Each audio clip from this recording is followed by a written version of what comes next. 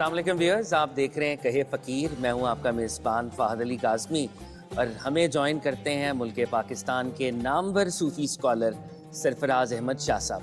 Sir welcome to the شو.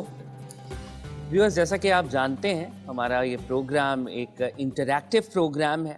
اس میں students ہمارے ساتھ ہوتے ہیں، زندگی سے تعلق رکھنے والے، مختلف شعبوں سے تعلق رکھنے والے اور دیگر افراد بھی ہمارے ساتھ شامل ہوتے ہیں.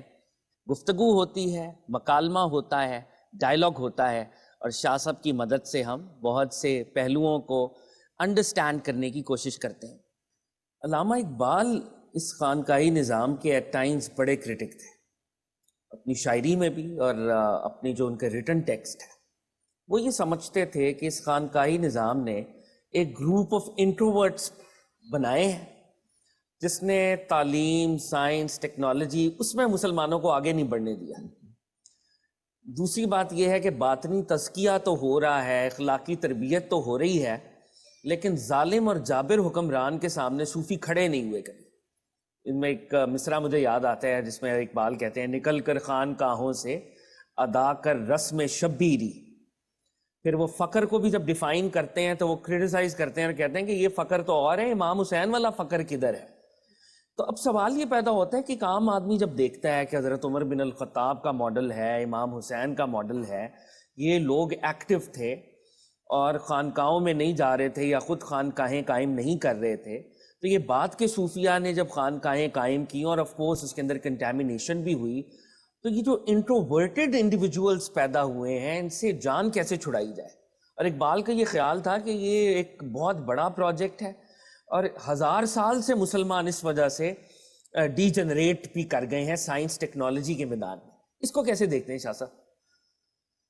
دیکھیے، یہ وہی بات آپ نے فرمائی ہے جو میں ابھی عرض کر رہا تھا جی کہ دیکھنے کی بات یہ ہے کہ جب یہ نظام انٹروڈیوس ہوا تو اس کا آبجیکٹو کیا تھا، لیکن وقت کے ساتھ ساتھ یہ کیا صورت اختیار کر گیا.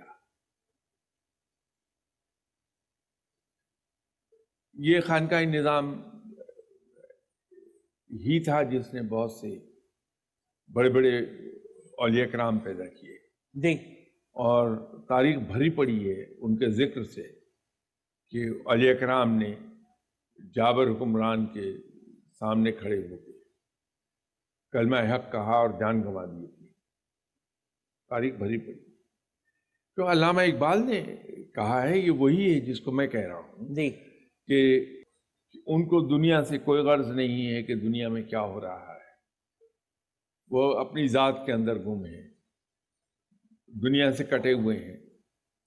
یہ دنیا سے کٹے رہنا، دنیا کو چھوڑ کے چلے جانا تو اسلام میں کہیں بھی نہیں ہے.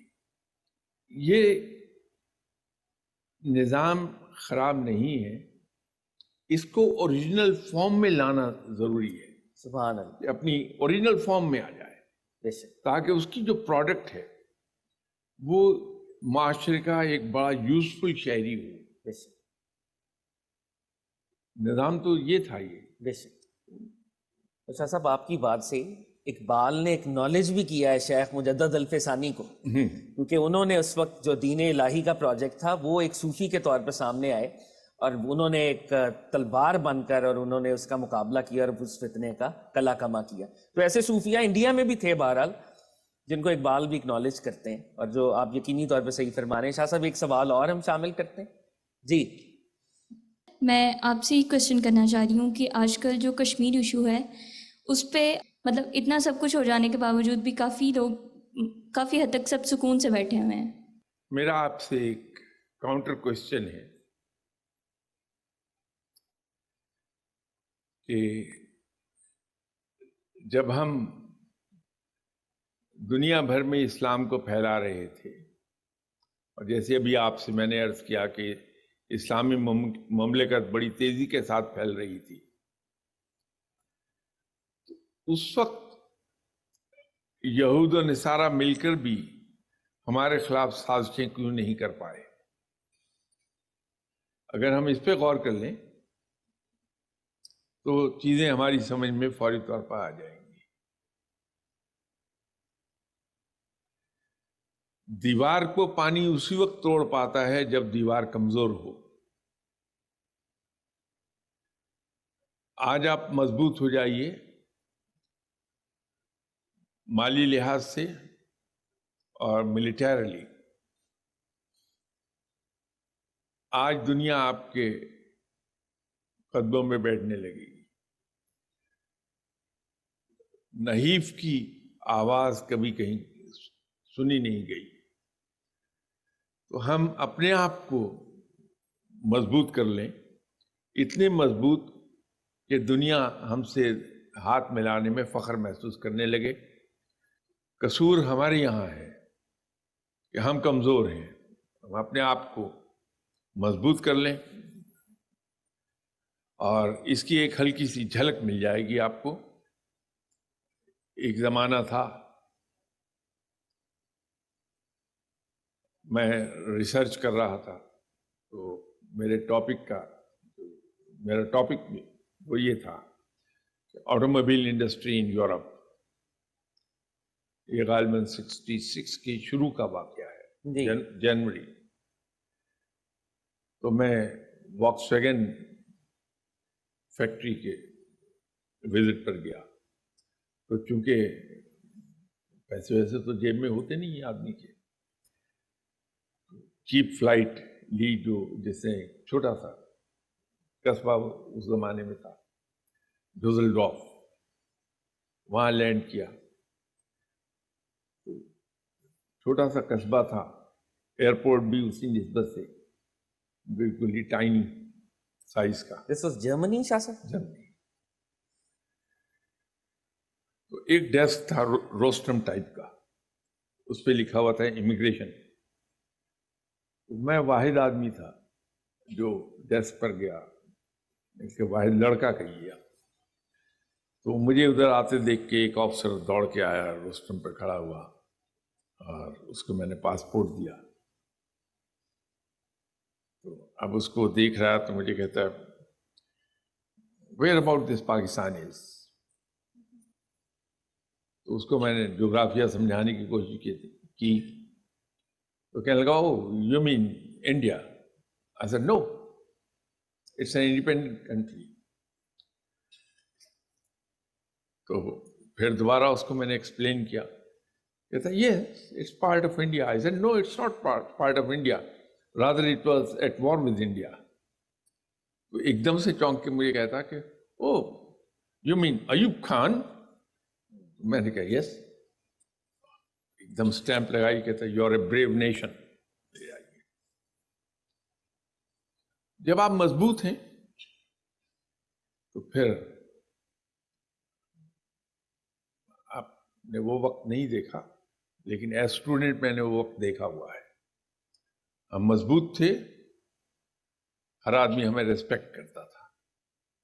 آج مضبوط ہو جائیے، دیکھیے پھر ریسپیکٹ کریں گے.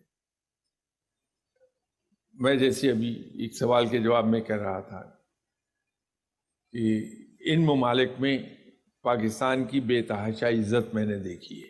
جی. جب جاب شروع کی اور میں انٹرنیشنل وزٹس پر جانے لگا تھا تو میں نے پاکستان کا مقام دیکھا ہے، انہی ممالک میں دیکھا ہے. تو میں ذاتی طور پہ چونکہ اس میں بلیو نہیں کرتا کہ میں دوسرے کو بلیم کروں، میں اس میں بلیو کرتا ہوں کہ میں اپنے آپ کو ایگزامن کروں کہ مجھ سے کہاں کوتاہی ہو گئی. تو شاید اس لیے میرا نقطہ نظر یہ دوسرا ہے کہ یہی ہم نے پاکستان کی بے پناہ عزت دیکھی. آقا صلی اللہ علیہ وآلہ وسلم نے یہ فرمایا، آپ بھی کوٹ اکثر کرتے ہیں کہ مسلم دنیا ایک جسم کی مانند ہے، کسی عضو میں تکلیف ہو پورا جسم اس کی تکلیف کو محسوس کرتا ہے. اقبال بھی یہ کہہ گئے، ایک ہو مسلم حرم کی پاسبانی کے لیے، نیل کے ساحل سے لے کر تاب خاک کاشغر. جواب تلخ ہے اس کا. جی شاہ صاحب. آپ صلی اللہ علیہ وسلم کی امتی وہ بھی ہیں، امتی ہم بھی ہیں. جی.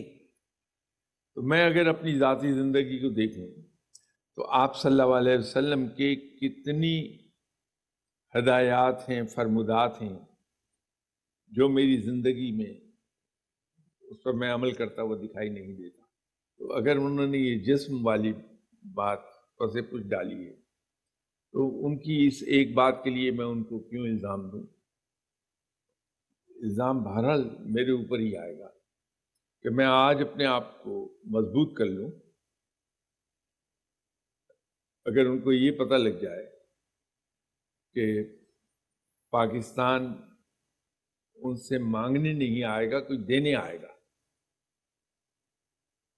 صورتحال فوراً بدل جائے گی. جس وقت جس زمانے کی بات میں کر رہا ہوں، بہت کم لوگوں کو یاد ہوگا یہ کہ پاکستان قرض دیا کرتا تھا دوسرے ملکوں کو، حتیٰ کہ جرمنی بھی ان میں شامل ہے جن کو پاکستان نے قرض دیا تھا، جن کو مدد دی تھی. یس، ہم وہاں سے چلے اور اب یہ ایک ڈکلائن کی طرف آئے. میں اسی طرف کہہ رہا ہوں، ہمیں احساس زیاں ہو نہیں سکتا اگر ہم مڑ کر یہ نہ دیکھ لیں کہ ہم کہاں سے چلے تھے، کہاں جا پہنچے. تو ہی ہمیں یہ احساس ہوگا کہ ہم نے کیا کیا کھو دیا. تو جب یہ احساس ہوگا کہ ہم نے کھویا کیا ہے، تو ہم اسے دوبارہ پانے کے لیے پھر آگے بڑھیں گے. اس کے بغیر یہ ہو ہی نہیں سکتا. ایک سوال اور ہم آڈینس سے شامل کرتے ہیں. جی وعلیکم السلام. جی سر، لیڈرشپ سے کیا مراد ہے؟ لیڈرشپ کی صحیح ڈیفینیشن کسی کتاب میں آج تک مجھے مختصر الفاظ میں نہیں مل پائی. مضمون تو مل گیا، جی واٹ از لیڈرشپ، مضمون پورا، لیکن اس کی تعریف فقیر نے کی ہے. لاہور انفینٹری روڈ پر ایک صاحب کا مزار ہے. اشفاق احمد صاحب انہی کے مرید تھے. اشفاق صاحب کے مرشد ہیں، بانو آپا کے بھی مرشد ہیں. کو اشفاق صاحب بابا بھی کہتے تھے شاہ صاحب، وہی بزرگ. وہ نور والے کے نام سے مشہور ہوئے.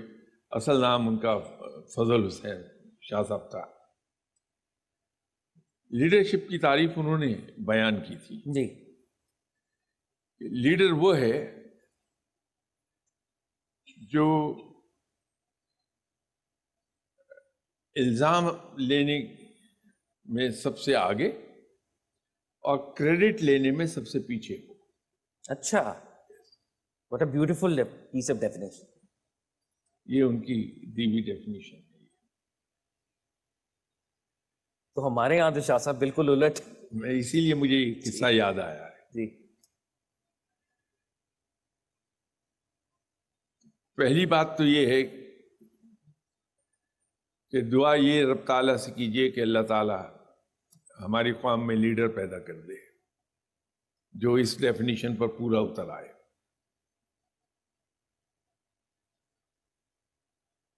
اور پھر ہی ہم کچھ کر پائیں گے. شاہ صاحب ایک سوال اور ہم شامل کرتے ہیں. یہاں پہ ایک نوجوان کے پاس مائکرو فون ہے. سر میرا کوشچن صوفیزم سے ریلیٹڈ ہے. سر کوشچن یہ ہے کہ ہمارے ریلیجن میں جو صوفی ہوتا ہے وہ بیسیکلی دنیا سے الگ ہو کے ایک جگہ پہ چلا جاتا ہے، وہاں پہ جا کے عبادت کرتا ہے، اور ہم اسے ولی صوفی کہتے ہیں، فقیر کہتے ہیں، کچھ بھی. لیکن ہندو ریلیجن، کرسچینٹی، ان میں بھی تو ہیں جیسے پنڈت، گرو، ہم ان کو صوفی کہہ سکتے ہیں یا نہیں کہہ سکتے اس میں؟ اور دوسرا یہ کہ اگر وہ ریلیٹ کرتے ہیں تو کس طرح سے ریلیٹ کرتے ہیں، اور دوسرا یہ کہ ڈیفرنٹ ہیں تو کس طرح سے ڈیفرنٹ ہے. سر میرا دوسرا کوشچن یہ ہے کہ سر انسان کو تو اللہ تعالیٰ نے پیدا کیا تھا کہ دوسرے انسان کی مدد کرے پریشانی میں کسی بھی طرح سے، لیکن ہمارے ریلیجن میں جو دنیا سے بالکل جدا ہو جاتا ہے اور وہاں پہ جا کے عبادت کرتا ہے، حالانکہ عبادت کے لیے تو فرشتے بھی اللہ تعالیٰ نے پیدا کیے تھے نا اپنے. تو سر ہم اس کو فوقیت دیتے ہیں، نہ کہ جو ایک سوسائٹی میں رہتا ہے اور سوسائٹی میں رہتے ہوئے دوسروں کی ہیلپ کرتا ہے، پریشانی میں دوسروں کا جو بھی ہے ساتھ دیتا ہے. تو سر ہم اس کو کس طرح سے اس پہ فوقیت کیوں نہیں دیتے؟ ابھی تھوڑی دیر پہلے میں عرض کر رہا تھا کہ اسلام میں ترک دنیا کہیں نہیں ہے. اور اسی ضمن میں نے ایک عرض کی تھی کہ ہمیں روشنی لینی چاہیے قرآن سے، حدیث سے، سنت سے، صحابہ کرام سے. تو یہ تارک الدنیا ہونا اس کی ایگزامپل نہیں ہے اسلام میں. خدا آپ صلی اللہ علیہ وسلم جو ہمارے لیے لائٹ ہاؤس ہیں، بلکہ بے شک اب اس سے پوری دنیا کے لیے لائٹ ہاؤس ہیں. بے شک. آپ صلی اللہ علیہ وسلم نے بڑی بھرپور دنیاوی زندگی گزاری ہے، اور اس ضمن میں بحیثیت بیٹے کے، بحیثیت والد کے، بحیثیت ہسبینڈ کے، بحیثیت بھائی کے، بحیثیت دوست کے، کولیگ کے، جس طرح سے اپنے تمام اوبلیگیشنز ڈسچارج کیے ہیں جس ذمہ داری کے ساتھ، وہ اس لیے تھا کہ اس سے ہمیں روشنی ملتی رہے، ہم اس کو فالو کریں. یہ انسان کی کمزوری کو ظاہر کرتا ہے کہ وہ دنیا کو چھوڑ کر ایک طرف چلا جائے اور وہاں بیٹھ کے وہ اللہ اللہ کرنے میں مصروف ہو جائے. پچھلے ابھی شاید 2 پروگرام جی پہلے میں نے عرض کیا تھا کہ ہم نفل کے لیے فرض کو قربان نہیں کر سکتے. جو فرض عبادات ہیں ان کے علاوہ جو عبادات ہیں وہ نفلی عبادات کہلائیں گی. تو ہم ان کے لیے فرض عبادات کو نہیں چھوڑ سکتے. اسی طرح بحیثیت انسان رب تعالیٰ نے میرے اوپر جو چیزیں فرض کی ہیں، میں اللہ کو آنسریبل ہوں اپنے فرائض کے لیے، بحیثیت بیٹے کے، باپ کے، شوہر کے، بھائی کے، دوست کے، پڑوسی کے. میں اللہ کو اپنے ان فرائض کے لیے آنسریبل ہوں گا جو مجھ پر فرض عائد ہوتے ہیں. جو بھی آدمی تارک الدنیا ہو جاتا ہے، اگر اس پر یہ فرائض ہیں تو اس کے لیے وہ آنسریبل ہے.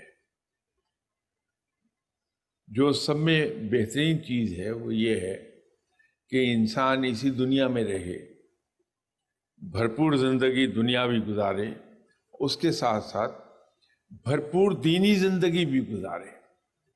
تو دین اور دنیا کو دونوں کو 2 ہاتھوں میں لے کے اس طرح چلے کہ ایک ہاتھ یوں نہ ہونے پائے، تو ہی انسان اپنے فرائض کو ادا کرتا ہے. شاہ صاحب، یہ نوجوان کے سوال سے ہی ایک بات میرے ذہن میں آتی ہے. اکثر لوگوں کو یہ مسکنسیپشن ہے کہ تصوف خدا نخواستہ کوئی پیرلل مذہب ہے. مجھے سرکار دو عالم صلی اللہ علیہ وسلم کی حدیث پاک یاد آتی ہے.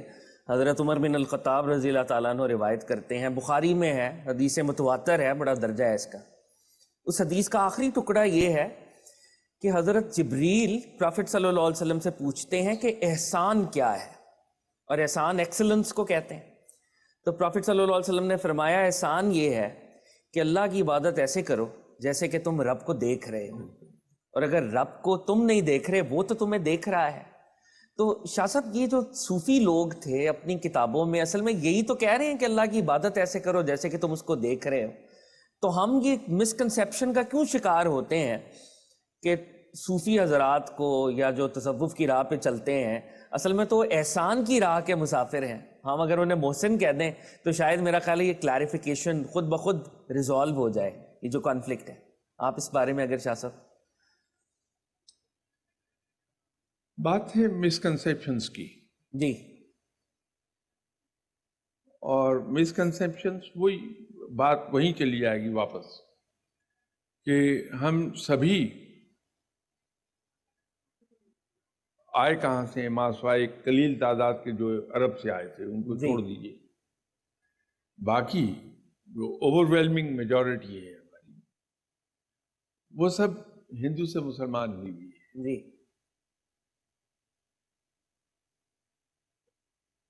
عقائد ہمارے بدل گئے، اللہ تعالیٰ نے ہم پہ رحمت کی، ہم حق کی طرف چلے گئے، لیکن رہے ہم ہندوؤں میں تو اس کلچر کو نہیں چھوڑ سکے. اس کلچر کی بڑی گہری چھاپ ہے ہم پر.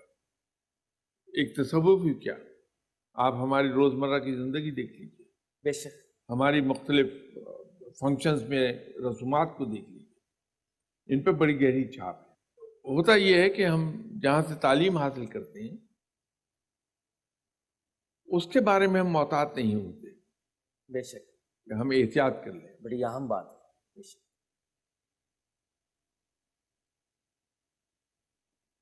یہ وہیں سے چیزیں ہوتی ہیں. اگر ایسے آپ کو گائیڈ مل گئے، استاد ایسا مل گیا جو آپ کو صحیح طرف گائیڈ کرتا ہے، آپ کے کانسیپٹس کلیئر رہتے ہیں. نوجوانوں تک یہ آپ ہی کا میسج پہنچے کہ ہم لوگوں نے سٹوریز پہ بہت ریلائی کیا ہے.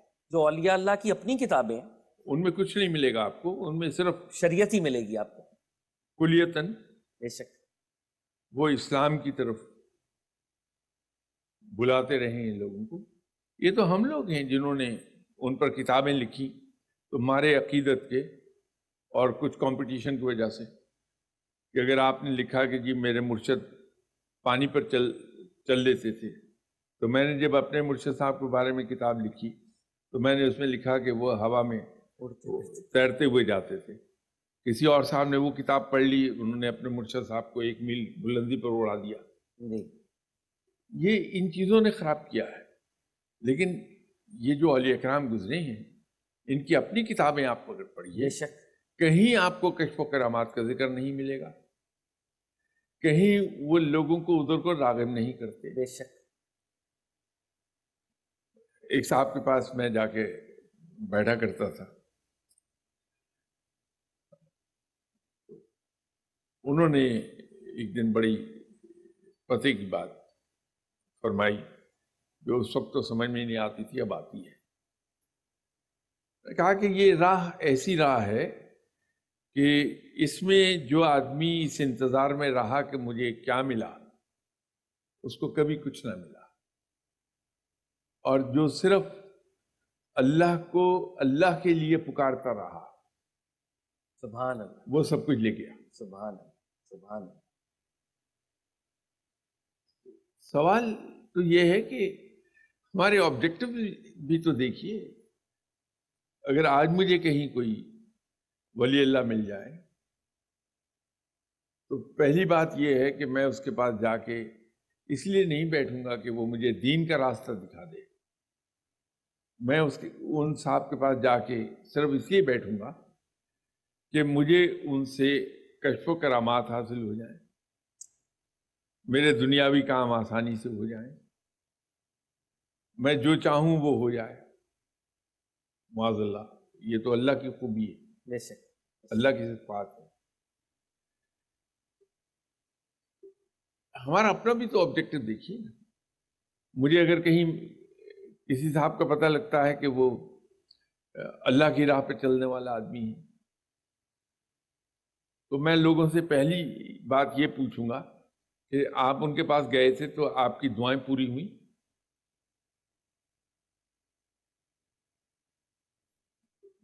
آپ کے یہ مسئلے حل ہوئے؟ یعنی بے غرض نہیں ہم رہتے. ہمارا وہاں جانے کا بنیادی مقصد ہی مختلف ہے. بے شک. دین کو سمجھنے کا مقصد نہیں ہے ہمارا اپنے اغراض آبجیکٹیوز کا حصول. بہت امپورٹنٹ بات.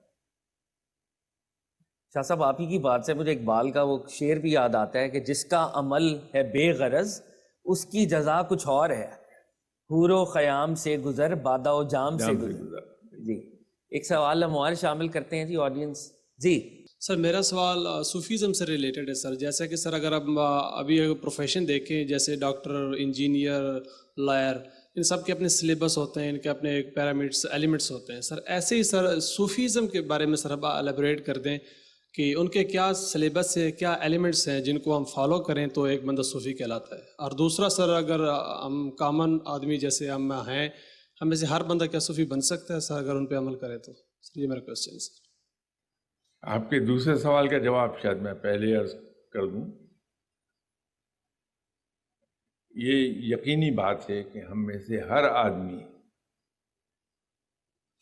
अल्लाह का दोस्त हो सकता है, उसमें सलाहियत है।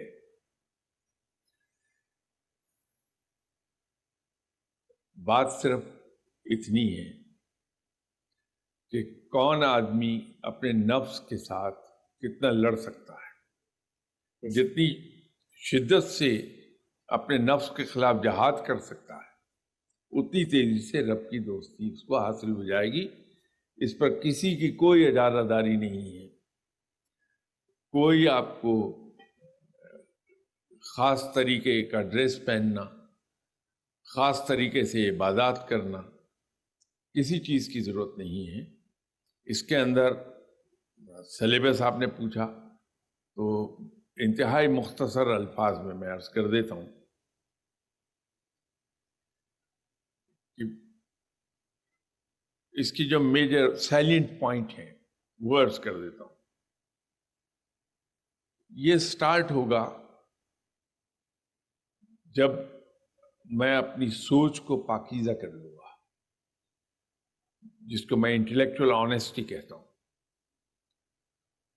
मैं उधर को चल जाऊँगा, इसलिए कि हमारे तमाम अमाल का दारोमदार, हमारे तमाम अमाल वकूफ़ पज़ीर होते हैं हमारी सोच के नतीजे में।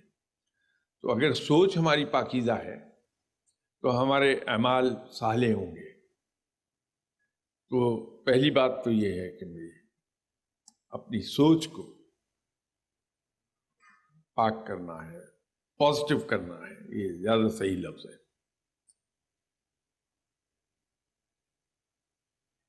इसका अगला जो सैलिएंट पॉइंट है ये है कि मुझे कुरान और सुन्नत पर अमल करना है to the extent humanly possible. क्योंकि कमज़ोर लोग हैं, बड़े नाजुक मकाम भी आते हैं, वहाँ पाँव लड़खड़ाते हैं। तो हम हद्दुल वसा कोशिश पूरी करेंगे और अल्लाह ताला मदद फरमाने वाला है। तो अल्लाह ताला जब ये देखता है कि एक बंदा कुरान और सुन्नत पर अमल कर रहा है तो रब उसकी मदद करता है, उसके लिए रास्ते आसान होते जाते हैं। और इसमें तीसरी चीज़ ये है कि सीरत मुबारका की पैरवी। अगर इसमें मैं कामयाब हो गया तो समझ लीजिए कि अल्लाह की दोस्ती पक्की है। यही तसव्वुफ है। बहुत खूबसूरत शाह साहब, प्रोग्राम का वक्त जो है ख़त्म हुआ जा रहा है और हम अब कंक्लूजन की तरफ बढ़ेंगे। Thanks a lot for your presence. आप आते हैं, गुफ्तगू होती है, मकालमा होता है, हम आपसे बहुत कुछ सीखते हैं। व्यूअर्स, कहे फ़कीर में हमने आज मुख्तलिफ़ मौज़ूआत पर गुफ्तगू की और ख़ास तौर पर जो शाह साहब ने इस पर बहुत एम्फसाइज़ किया वो एहसास ज़यां है कि हमारे अंदर वो फैकल्टी अवेक हो जाए कि हमें रियलाइज़ हम करें कि हम पीछे हैं, हमने कुछ चीज़ों को खो दिया है और इन चीज़ों को हमने दोबारा हासिल करना है। और मुझे इकबाल का वो शेर याद आता है। इकबाल ने कहा था, वाए नाकामी मताए कारवां जाता रहा, कारवां के दिल से एहसास ज़यां जाता रहा। तो अगर हम चाहते हैं कि हम तरक्की करें, दुनिया के अंदर खुशहाल हों, आखिरत में कामरान हों, तो हमें प्रॉफिट सल्लल्लाहु अलैहि वसल्लम के रास्ते पर चलना पड़ेगा, सहाबा किराम के रास्ते पर चलना पड़ेगा और अपना ज़ाती अंदरूनी मुहासबा करना पड़ेगा। एहसास ज़िया को बेदार करना होगा ताकि हम आगे बढ़ सकें और तरक्की कर सकें। इकबाल के इसी शेर के साथ कि सबक फिर पढ़ सदाकत का, अदालत का, शुजाअत का, लिया जाएगा तुझसे काम दुनिया की इमामत का। अपने मेज़बान फ़ाद काज़मी को इजाज़त दीजिए। कीप वॉचिंग कहे फ़कीर। अगले हफ्ते इसी चैनल इसी वक्त दोबारा मुलाकात होगी।